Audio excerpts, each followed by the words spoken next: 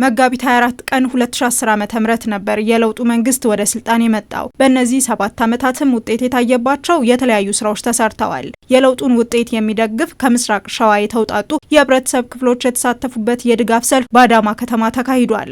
ያለፉት 7 ዓመታት በዜጎች ይነሱ የነበሩ ማህበራዊ፣ ፖለቲካዊ፣ ኢኮኖሚያዊ ብሎም የመልካም አስተዳደር ጥያቄዎች ምላሽ ያገኙበት እንደነበር የሰልፉ ተሳታፊዎች ተናግረዋል። ለሀገራችን ትልቅ የተስፋ ብርሃን የሰጠ ቀን ነው።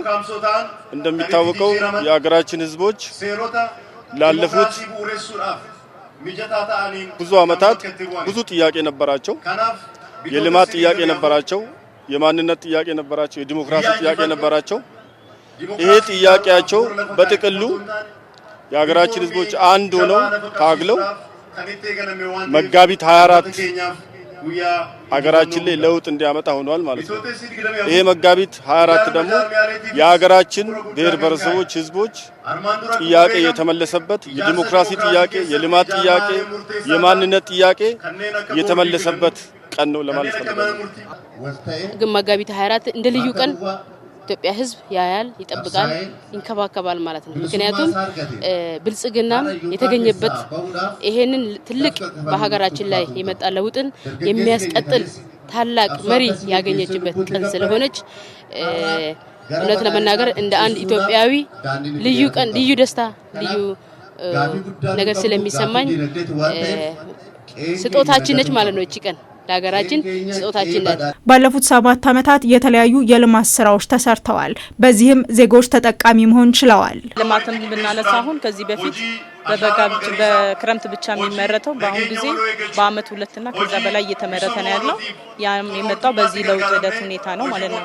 በሌላ በኩልም ወጣቱ ከዚህም በፊት ስራ አጥ ብሎ በተለያየ ቦታ ላይ በሱስ በምናምን የሚሳተፍ ነበር። አሁን ግን ከመንግስት አቅጣጫ በሚሰጠው ልማታዊ ጉዳዮች ላይ በግንባር ቀደም እየተሳተፈ ጥሩ ለውጦች እየመጡ ነው በአገሪቱ። ባለፉት 7 ዓመታት ለውጡ መቼም የሚገርም ነገር ነው፣ የሚነገር አይደለም። የብሔር ብሔረሰቦች እኩልነት የተረጋገጠበት፣ ልማት የተጣደፈበት፣ ግድቡ የተጠናቀቀበት፣ ኮሪደሮች የሽማግሌና አዛውንቶች መሄጃ መንገድ የተሰራበት፣ የብስክሌት የተሰራበት ልማቱ የሚደንቅ ነገር ነው። ከብቶቻችን ውሃ በደጃችን ላይ መጥቶ ተፈሰሰ። ድሮ ውሃ የሚጠጣ ነገር የለም። ለውሃ ብሎ የሚገደል ሰው አለ፣ ውሃ አምጡ ተብሎ። ስለዚህ ይሄ መንግስት እነዚህ መንግስቶች እነዚህ ልጆች እግዚአብሔር አምጥቷል።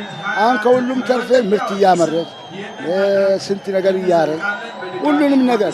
የድጋፍ ሰልፉ የተካሄደው የለውጡ መንግስት ባለፉት ዓመታት የሰራቸው ስራዎች ተጠናክረው እንዲቀጥሉና ህብረተሰቡ ለሚሰሩ ስራዎች ከመንግስት ጎን በመሆን በቀጣይ ስራዎችን ለመስራት ነው። የአዳማና የምስራቅ ሸዋ ህዝብ አንድ ላይ በመሆን እቺን ቀን እንዲህ በአማረ ሁኔታ ለማስቀጠል አለን፣ ከጎንነን። ጠቅላይ ሚኒስትራችን ጠንካራ መሪያችን ከጎንነን። በማንኛውም ዙሪያ በሰላሙም በልማቱም በፖለቲካውም ካንተ ጋር እናግዛለን እያለ ድምጹን እያሰማ ወጣቶቹም ሴቶቹም አባቶች ሁሉም ህፃናትን ጨምሮ ልጆችም ጨምሮ እዚህ ጋር የሚታያቸው እቺን ቀን ስለተደሰተባት ነው። ለውጥ በኢትዮጵያ ብርሃን የሆነችበት ቀን ስለሆነች መጋቢት 24 ለኢትዮጵያ ህዝብ ልዩ ናት ማለት ነው። ይህ ሰልፍ የሚያመለክተው ይህ ሰልፍ ህዝቡ በራሱ ፍቃድ የመጋቢት 24 ፍሬዎችን ለማብሰር በራሱ ፍቃድ እንደምታየው ከሌሊት ጀምሮ ህዝብ ብርድ ሳይል ፀሐይ ሳይል ሌሊቱን ከብዙ ኪሎ ሜትሮች አቋርጦ እዚህ ቦታ ላይ መጥቷል። ይሄ የሚያሳየው ምንድነው?